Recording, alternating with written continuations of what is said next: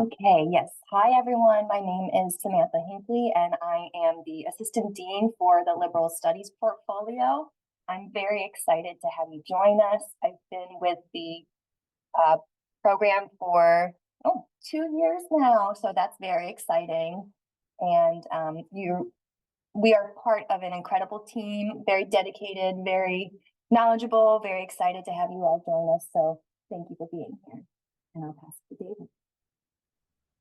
Thank you, Samantha. Everybody, my name is David. I'm the program manager here with the Liberal Studies team. About 5 years, and I'm looking forward to being here along your academic journey and getting you the information you need to make those decisions. And I will pass it over to Martha. Hi everyone, my name is Martha Nolisnik and I work as an admissions recruiter for the BLS program. I can answer any questions regarding the application requirements, the admissions process, and give general information about the program and SCS. Thanks so much. And we're joined also by Ty, who doesn't have a photograph here on this page, but here from admissions as well. If you would like to say hi, Ty, go ahead. Yeah, hi everyone. I do not have a photograph on this slide. I've worked in various capacities with the BLS program and the admissions office, both on the front end and the back end. So I'm here to kind of help support and answer any questions as well that you might have as we go through the webinar and the Q&A session at the end. It's nice to see everybody's names on the participants attendees list. So. Thank you so much. Well, as we get started, we'll move to the next slide just to take a look at webinar objectives. Thank you so much. So today we're going to introduce you a little bit to Georgetown and to the School of Continuing Studies. We'll discuss what liberal studies is. We often get questions about that. We'll provide a curriculum overview, and we'll also talk about how any previous academic work blends with our program so that you can decide if it's a good fit. We'll talk about professional and educational goals, and we'll end with admissions requirements and Q&A. So first, a little bit about Georgetown. So when I shared my name, I didn't share that I've been at Georgetown for almost 12 years. I've taught on the Hilltop, which is our Georgetown campus in Georgetown, Washington, D.C. I've taught in person and hybrid and online, undergrads and grads. So I've really had the joy of interacting with a broad range of students here at Georgetown. The School of Continuing Studies is a very special place. I've been here for 2 years, and this is a place where you get to engage with a community of students, faculty, and alumni from a broad range of backgrounds and experiences. It's a very special place precisely because of the diversity of students and faculty that we have here. And our courses are really designed to blend study with real-world professional experience to really jumpstart your career or personal goals, whatever your interests might be in coming back to school. You'll have a lot of opportunities to become a change maker in your community. Our pedagogy is really fueled by Jesuit values that are rooted in Georgetown's history. So reflection, personal growth, action with intention, social justice are all really important cornerstones of the pedagogical experience, both at Georgetown, at the School of Continuing Studies, and certainly in our program. So on the next slide, I'll talk a little bit about the spirit of Georgetown and the Jesuit values that really animate our pedagogical approach. There are usually a few that I like to focus on. In particular, our community and diversity, which I alluded to earlier, is one of our foundational values. Georgetown is a Catholic institution grounded in a nearly 500-year-old educational tradition, which was inspired by St. Ignatius of Loyola. But we have a very broad range of students from different faith backgrounds or no faith background at all. And there is a place for everyone here at Georgetown. I mentioned also that social justice is a really important component of Georgetown's approach to education, and certainly working toward building a more just society is a big part of the Jesuit mission, and really informs our approach to our courses and our pedagogy. So that's something that you can expect to hear about and learn about in all of your courses. It's a perspective that we try to support as well. So those are the two sort of most important values connected to the spirit of Georgetown that I like to highlight for students. The last would be cura personalis in Latin, which means care of the person in English. And that really speaks to, excuse me, just one moment. There's a little bit of background noise.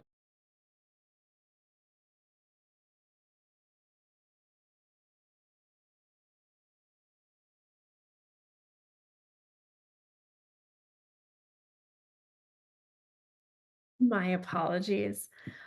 So you can expect that your teachers, your classmates will be ready to embrace all of you as a human being, not only the components that relate strictly speaking to your schoolwork, but also all of the aspects of your life, whoever you might be in your personal life, as a family member, a community member, a coworker.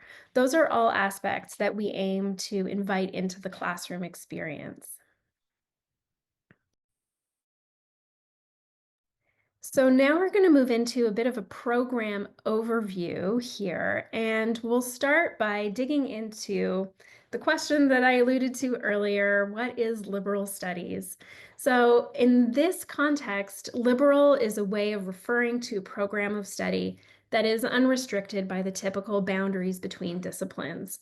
So we're very much rooted in the humanities and social sciences, and we also provide ample opportunities for our students to connect those skills to various professional disciplines. We'll talk more about the specific concentrations that we offer, but the idea is that some of those key elements of critical thinking, problem-solving skills, the capacity to engage with an issue from a multiplicity of perspectives, that all of those things will help you no matter what job you pursue.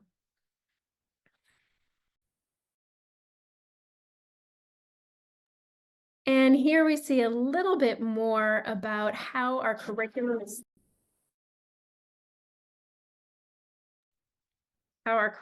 is structured: strong foundation in the humanities and social sciences, and then exposure to several professional disciplines. We have an emphasis on communication, problem solving, and critical thinking skills. So really, whatever your chosen path, our education is designed to support you. I'll hand it over to Samantha for a little bit more on our program.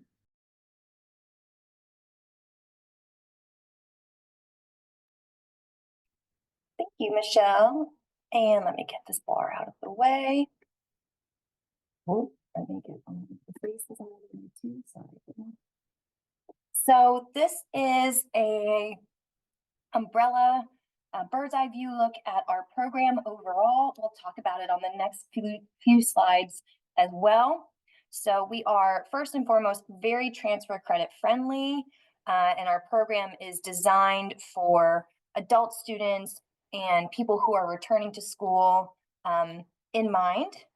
And because we're very transfer credit friendly, we do our absolute best to honor different experiences and coursework types that students have taken in the past, including military experience through joint services transcripts and other prior college coursework.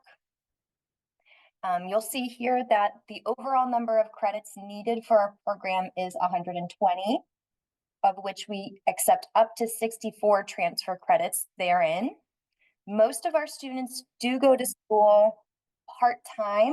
They take 1 or 2 classes at most because they have family, jobs, various external obligations that they're also working with. So most students do go part-time, but you're welcome to go full-time as well. Most of our classes, as you'll see, require about 6 to 10 hours per week of work, whether that be, excuse me, reading, watching lectures, responding to discussion prompts. So a very type of homework, schoolwork that we have in mind, but this is generally on average 6 to 10 hours per week. So we like to be very upfront with students. If you do have external obligations, that make sure to budget time accordingly with this in mind. And we are also very happy and proud of our tuition expenses as well. We charge $400 per credit hour. And so with, if you took a full 3-credit class, that would be $1,200 per class. And I have to go back. So Dr. Mona mentioned this a little bit before. These are some of our student profiles that we did after taking some surveys and seeing what our students' goals are. She mentioned career changers. These are the vast majority of our students who are looking to change professions and transform their current status. We also have students who are interested in graduate school, and many of them, even half of them, come to the program looking to finish their bachelor's degree in order to pursue their master's degree, paralegal degree, whatever that next step may be for them. And we also have military connected students. And this is also a large chunk of our student body as well.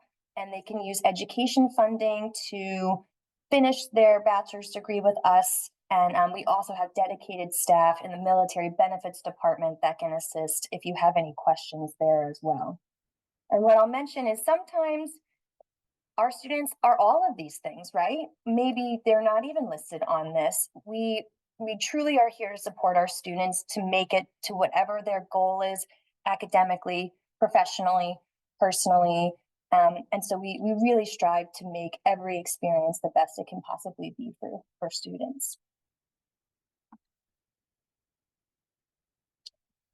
Okay, so as I mentioned before, the overall degree requires 120 credits total.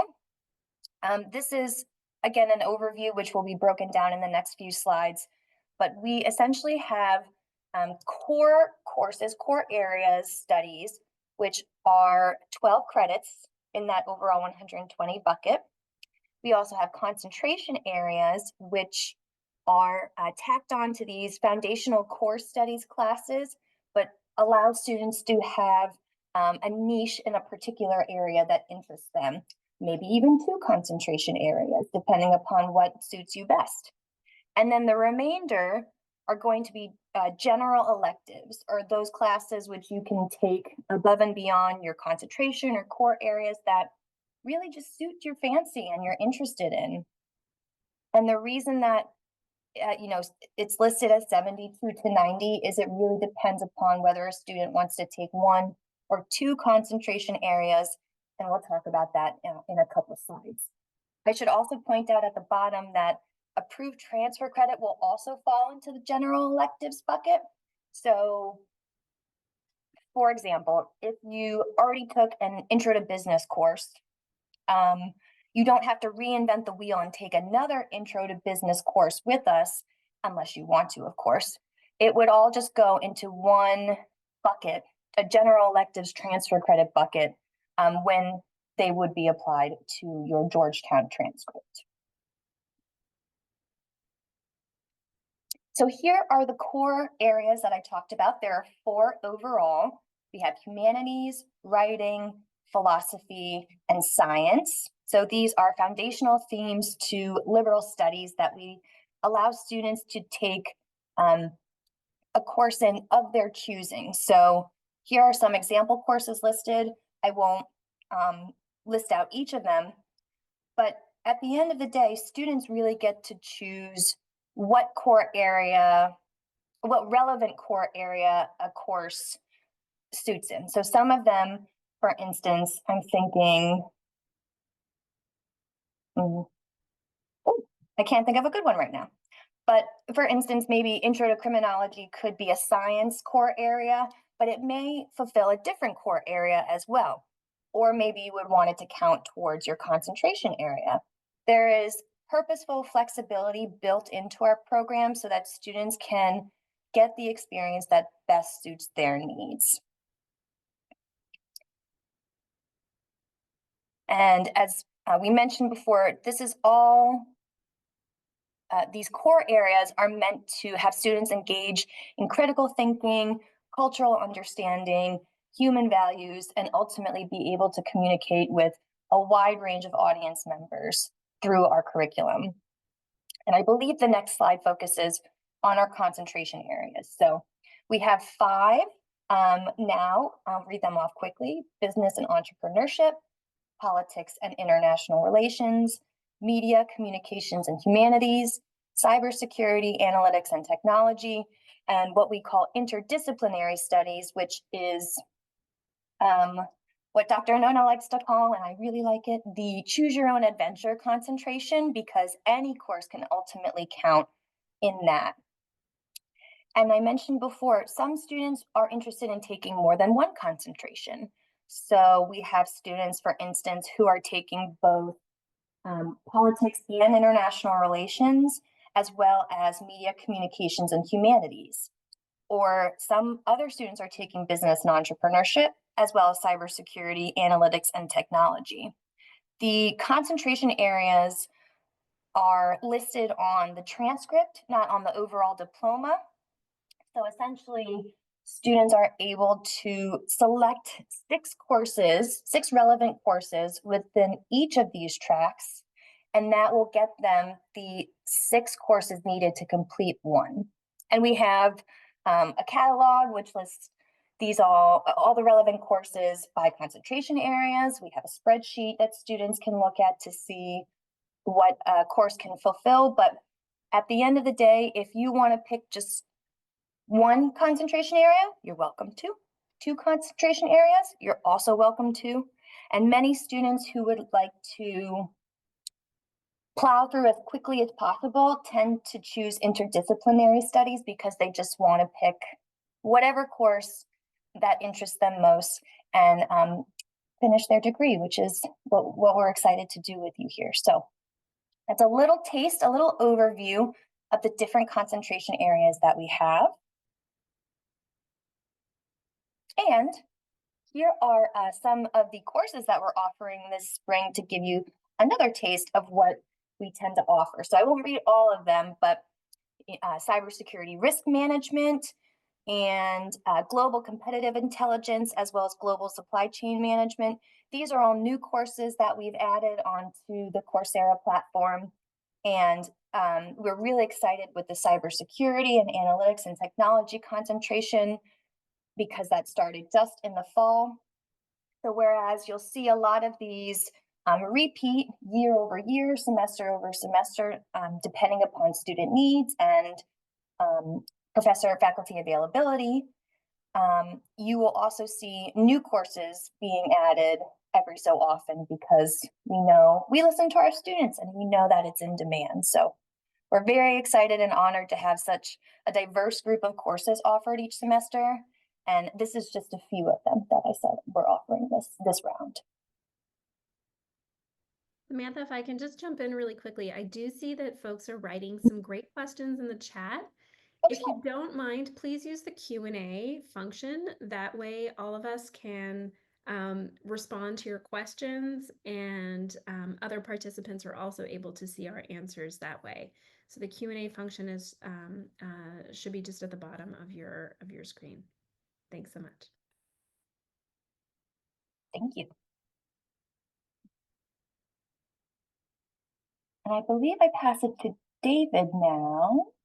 Yes, thank you, Samantha. So expanding a little bit on transfer credits, as Samantha mentioned, the program accepts up to 64 transfer credits. If you come in with the maximum transfer credits, you'll be responsible for 56 credits, which is about 19 courses to complete the degree. So we accept transfer credits a grade of C or better from accredited institutions, community college JSTs, AP, IB, and CLEP exam scores, and of course, them being academically relevant to our program. Next slide, please. Speaking of the transfer credits, sorry about that really quick, Samantha. One more. Speaking on transfer credits, it is a tedious process, and we do have an influx of students, so we try to get those transfer credits in within your first year of the program, but guarantee that they are submitted, they will be input. And if you have questions related to your transfer credits, you can email us at the email that we will provide towards the end of this presentation. Next slide, please. And then, of course, student services. So at Georgetown, we have a numerous amounts of resources that we want students to take advantage of. In the top left, you'll see the SCS Writing Lab. Like we mentioned, our program is designed for the student population who may have taken credits at a previous community college or have done this college experience once before and you're coming back. So we encourage all of our students to go to the SCS Writing Lab. It's essentially getting your paper graded by English level professor, and then without that final grade. So again, it might have been some time since the last time you wrote, or you're struggling with assignments or papers.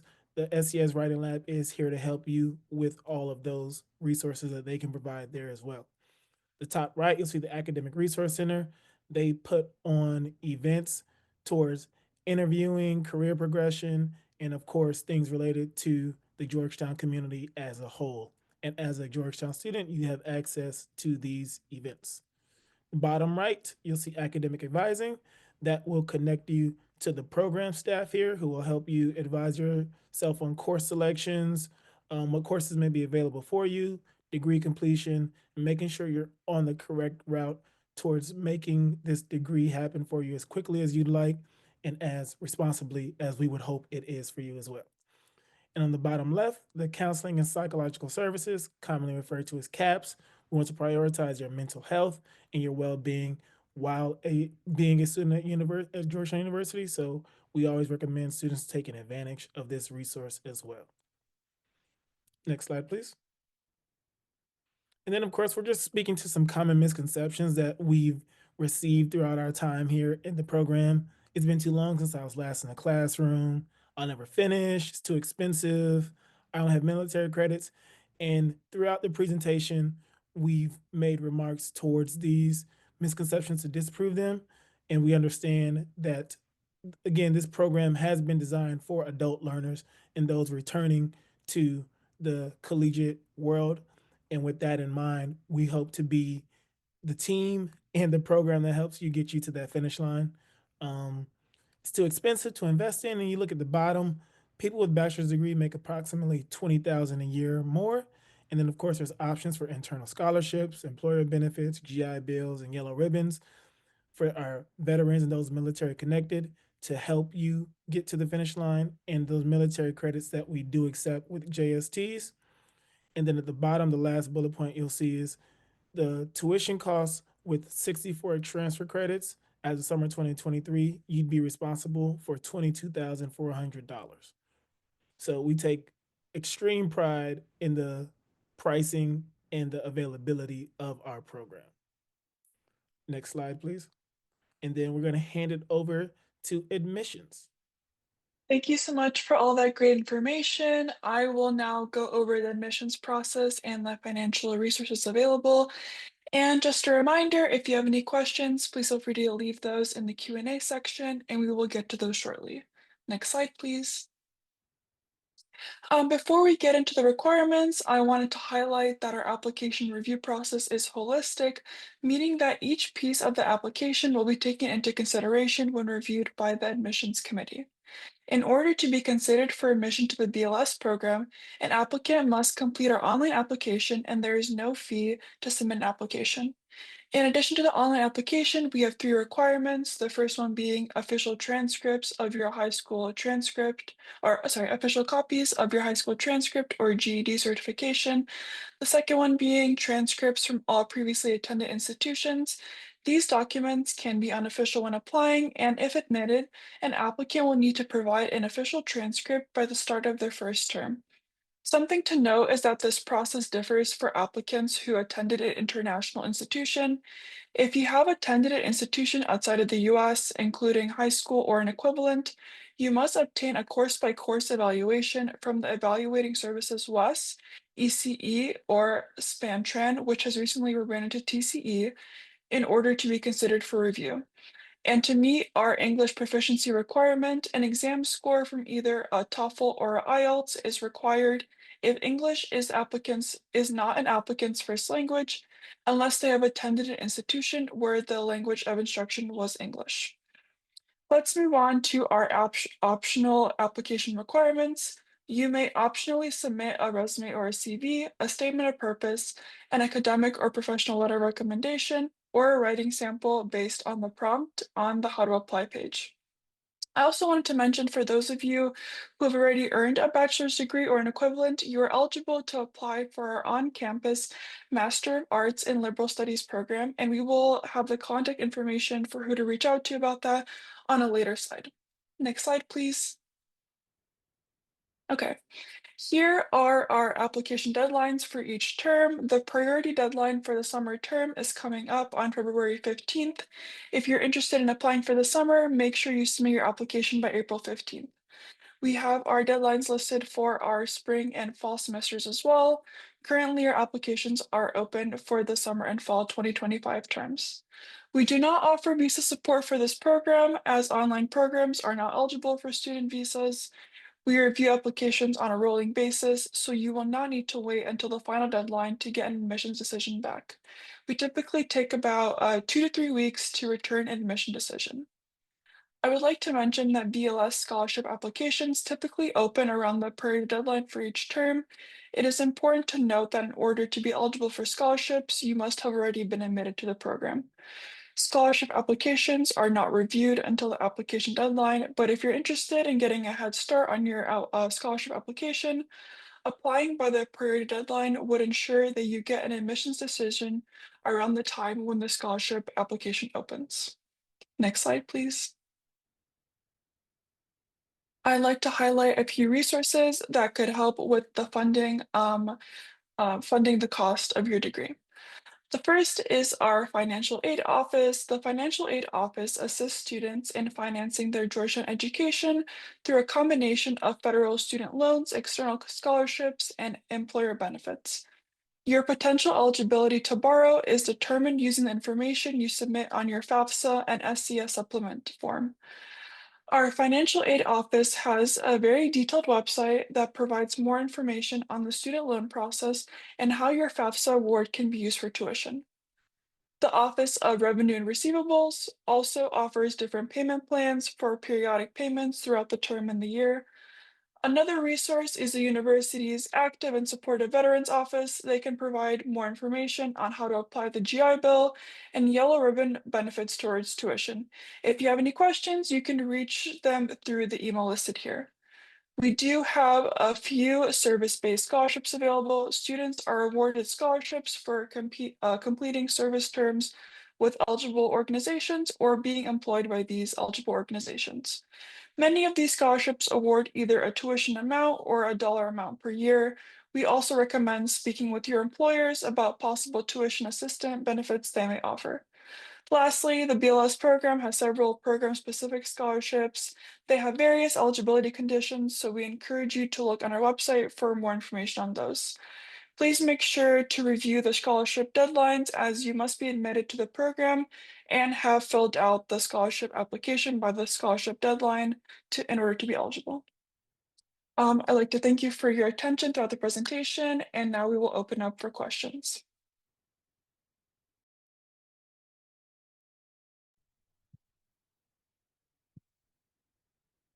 So I believe we're addressing all of the questions that were posted in the Q&A, but if anybody has an additional question, please feel free to type it there.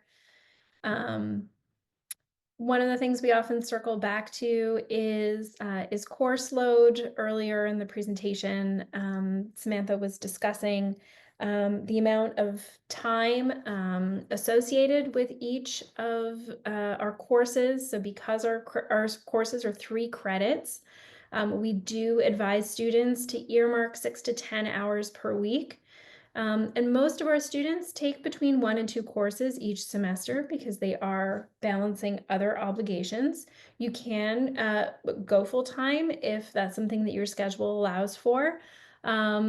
But we offer that sense of effort in weekly terms and hours so that you can really think carefully about how much time you have available to devote to your schoolwork. Our courses are absolutely as rigorous as our in-person courses, both offered at SES and on our Hilltop campus. And so it is important to take seriously the work obligations that are associated with them.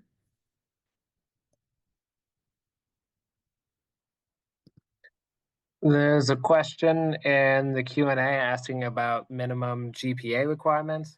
And I'm not sure if they're talking about the application or while in the program, so I'll address kind of both because they're kind of tied to each other. There are no minimum GPA requirements for the application to the BLS program. However, students in the BLS program are expected to maintain a 2.0 GPA or better while in the program, and so that is also typically what is the recommended GPA for applicants to apply to the BLS program. People who are admitted under, people who apply who have a GPA under 2.0 can be admitted as well. The application process is holistic, meaning that we take into account all of the application materials that are sent in.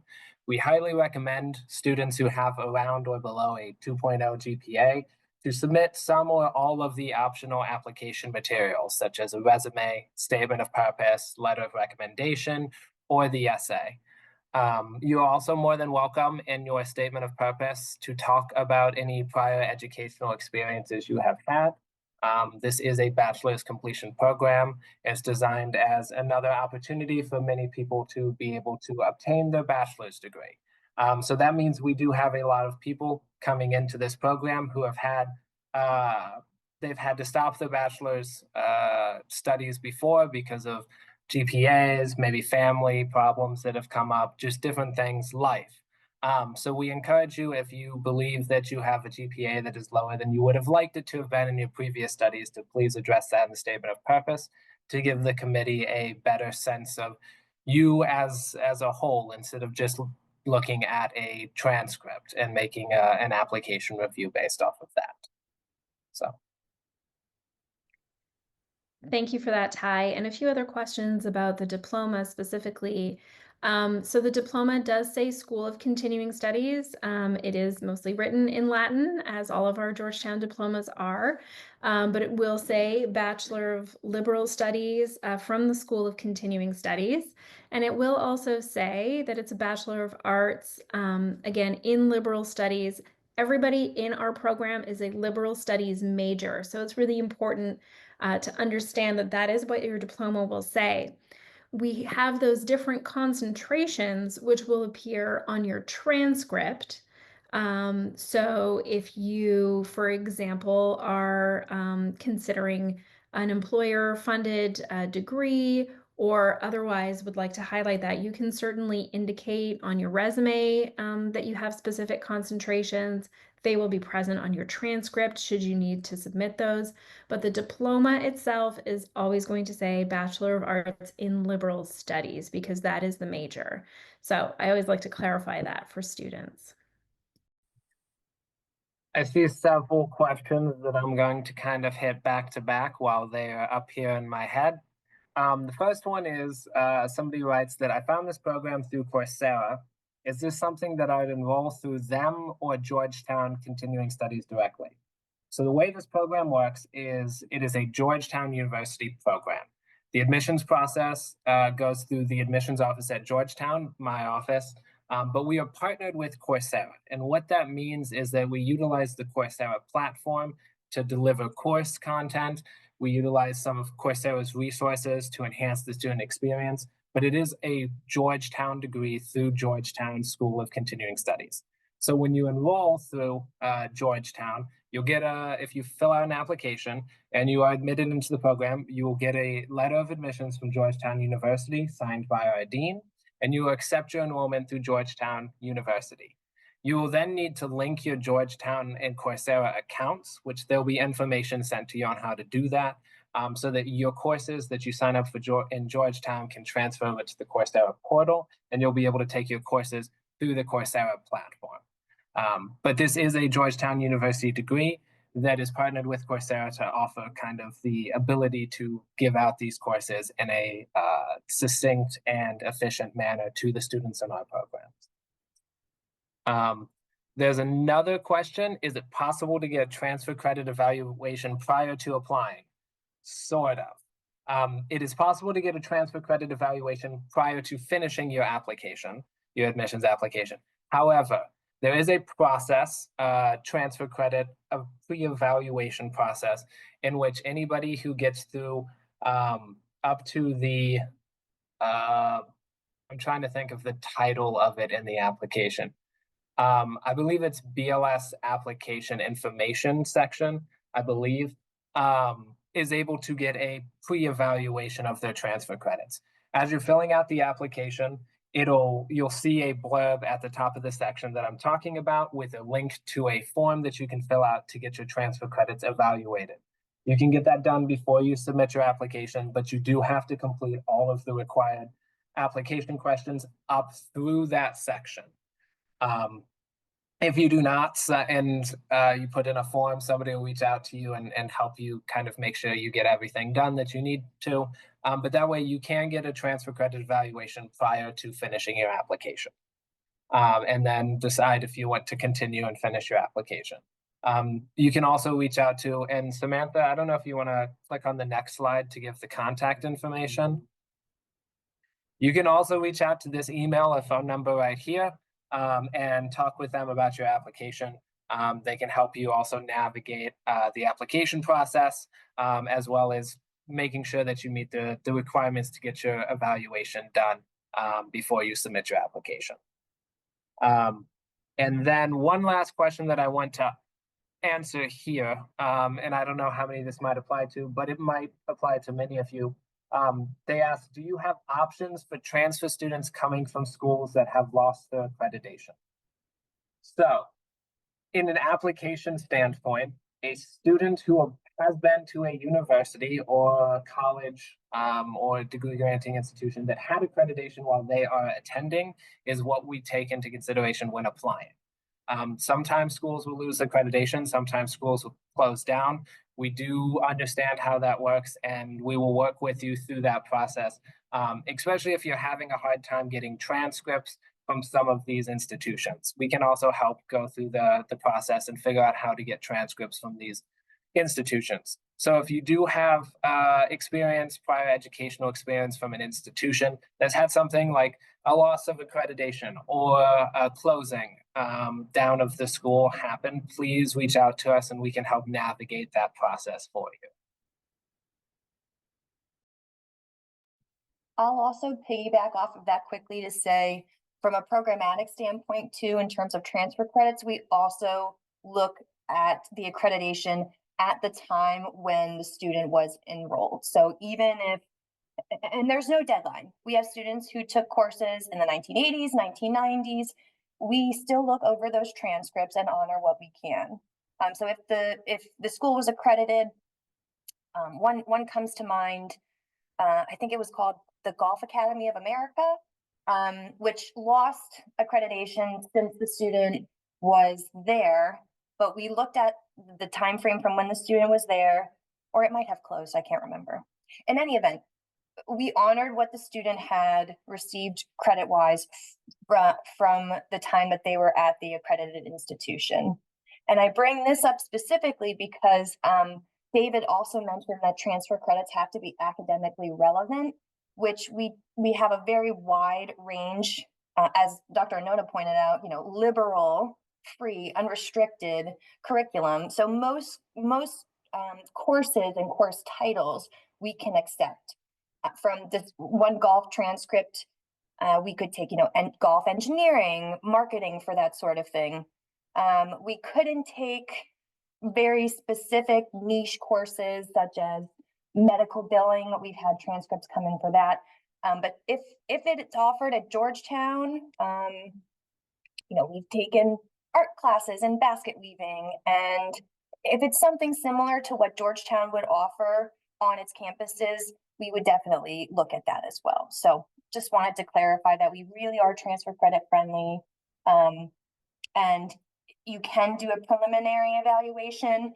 If for whatever reason you don't partake in the preliminary evaluation process, as David mentioned, you have, your first year with us to reach out and request a transfer credit evaluation. So it's no harm, no foul if you don't participate in that prior to enrolling. I see a question. Go ahead. I was going to say, I see a question here asking if you need a paid Coursera account in order to link your account with Georgetown classes, or is a free account fine? A free account at Coursera is fine. You do not need to have the Coursera subscription account. That being said, just to make sure it's clear, there is a tuition cost to this program. So the free Coursera account is fine, but there is tuition that is due for this program, as it is a degree granting program from Georgetown. But as far as the actual Coursera account you need, a free account is fine. Thank you. I wondered also, I saw a couple of questions about associate's degrees, and I wondered if anyone from admissions would like to respond to that. Yeah, I can answer that. So this is a bachelor's completion program. So it's designed for students to join who have, for the most part, post-secondary experience already. It is not a requirement, but it is what the program is designed for.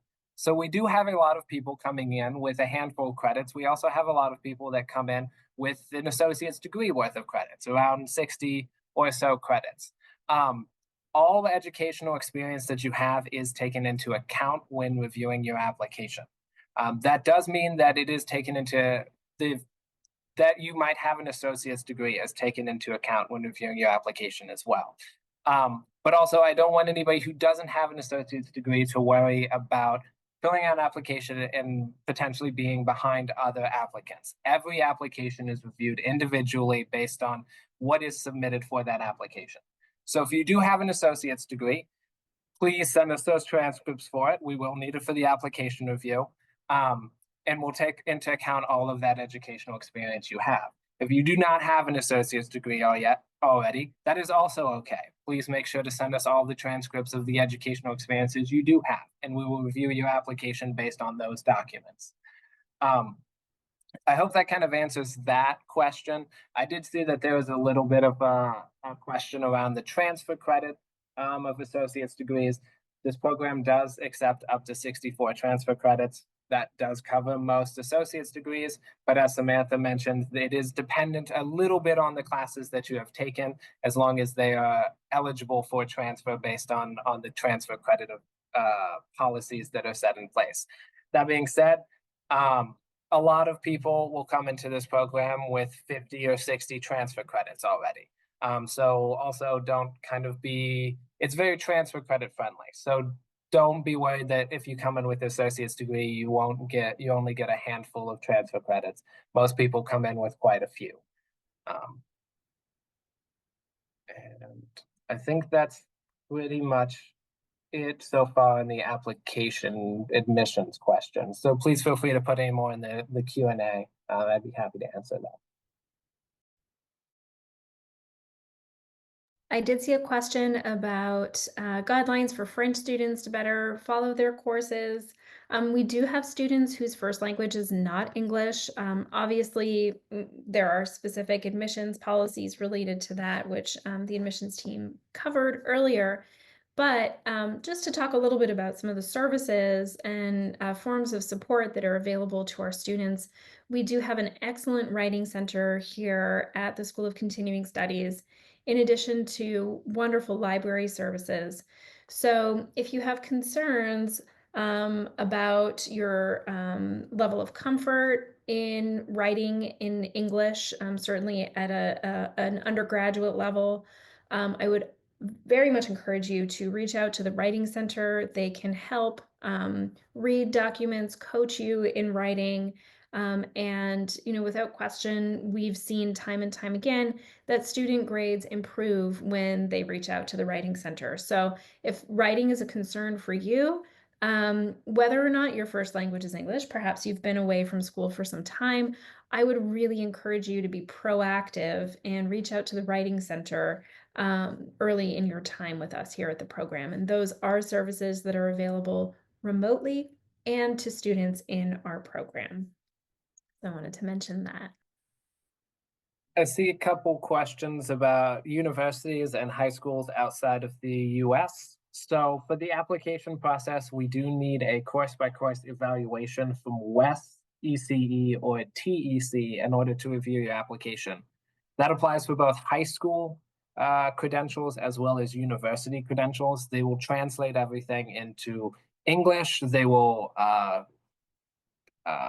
calculate GPAs, grades, everything like that into the US equivalent so that our admissions team can review the application with a complete understanding of your prior educational history. So if you have a high school transcript and diploma written in another language, please use WES, ECE, or TEC to evaluate that, and they will take care of the translation process or give you advice on how to get the translation process done for them. Every one of the evaluation companies is a little different. What they require is a little different.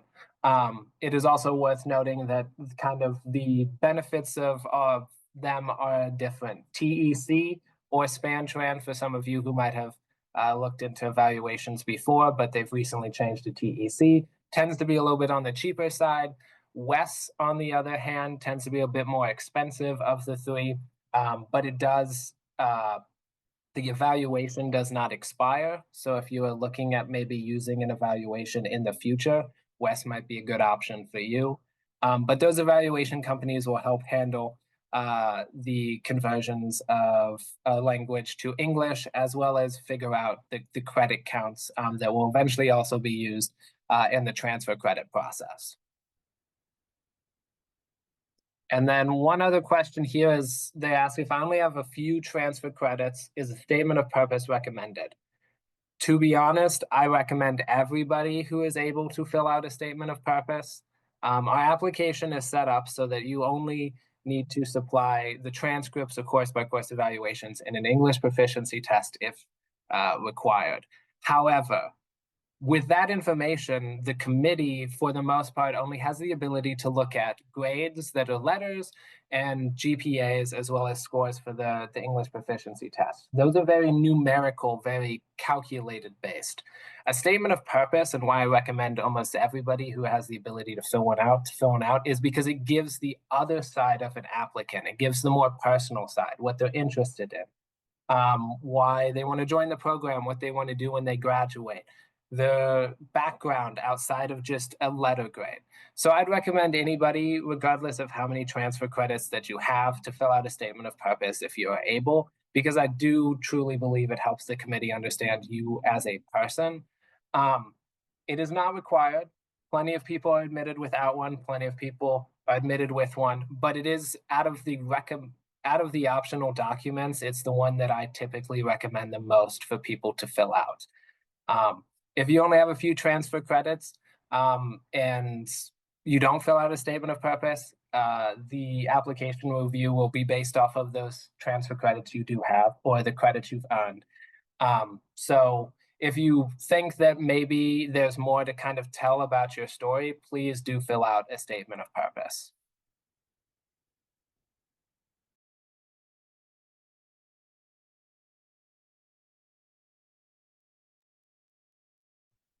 I see in the chat that there is a question about when classes start. So I'm going to pop our academic calendar link for everyone to look at. This is something, if you are to become a student in our program, we recommend you bookmark.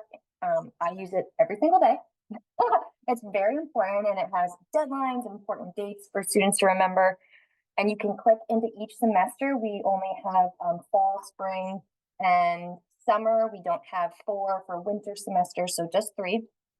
And for summer, classes start on May 19th, but you can also see fall and the spring calendars too, in case that's helpful.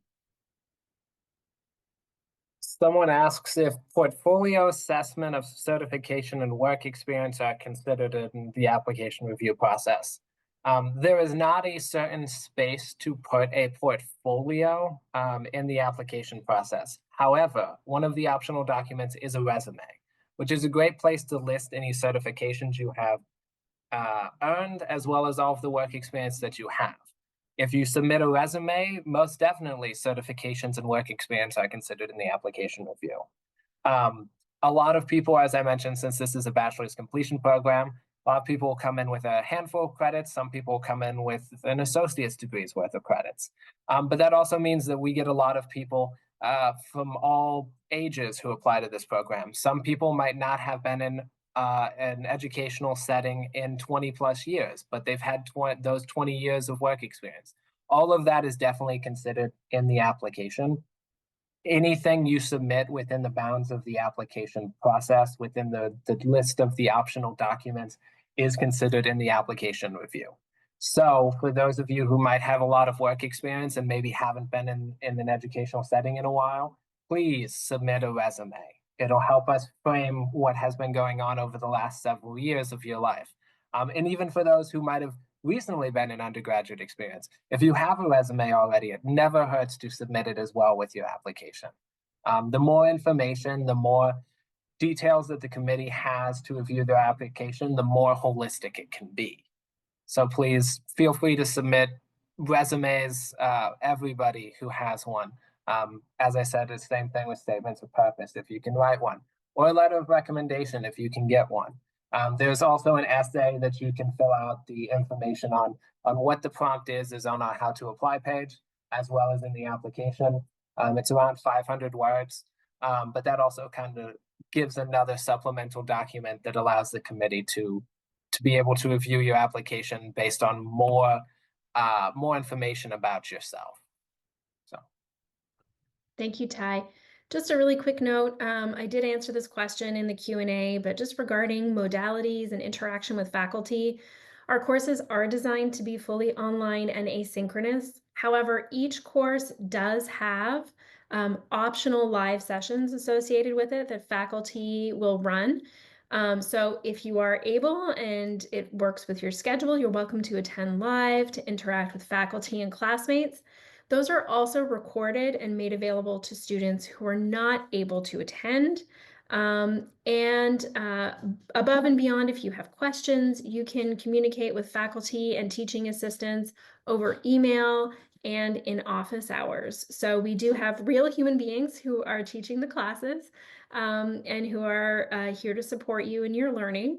But we also prioritize flexibility, knowing that everyone is balancing a range of other obligations. And that's really the core of this program. It's designed for students like you who are living their lives at the same time as pursuing academic goals. So I wanted to clarify that. I'll just pause really quickly to see if there are any other questions. And I think we've answered everything that was in the Q&A. So any final questions? Doesn't look like it. So I will take this opportunity to thank all of you for being with us this afternoon to learn more about the Bachelor of Arts in Liberal Studies here at Georgetown. I also want to thank all of my colleagues for joining me and sharing this information. We hope that you will take this information into consideration as you think about what next steps might look like for you in your academic journey. Thank you again, and be well.